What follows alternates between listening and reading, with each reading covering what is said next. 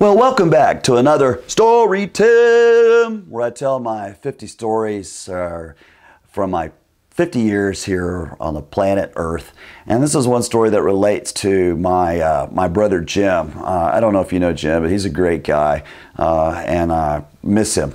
I always look forward to seeing Jim. But this is when we were kids back in Nairobi, Kenya. One of our favorite places we like to go to was the animal orphanage. Well, you had the Nairobi Game Park, which was about at least 100 square miles of game preserve, literally on the outskirts of Nairobi. And then you have the animal orphanage where, as the name would suggest, you know, if animals had been orphaned by some things, they would be raised over there.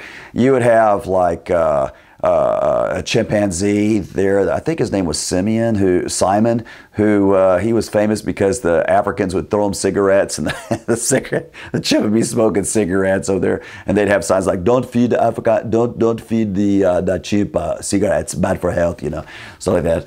But I can remember that they also had lions over there. And, you know, when I was over there with Jim, I was talking about, you know, how animals communicate.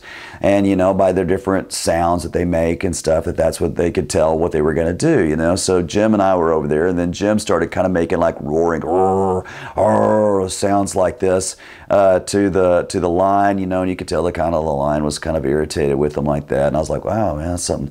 So anyway, the big old male lion, you know, he faced away from us, and he was like, I guess, about 10 yards away from Jim and I in this big cage.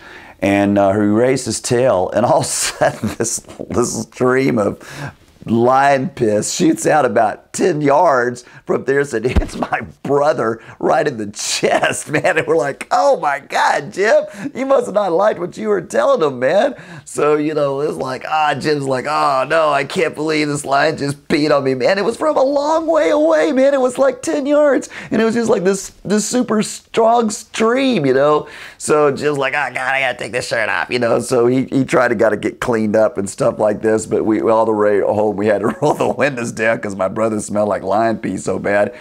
So next time you go to the zoo, make sure what you're saying, because they may not appreciate you growling at them and stuff like that. You're telling them something bad in their language. And that was another Story Time.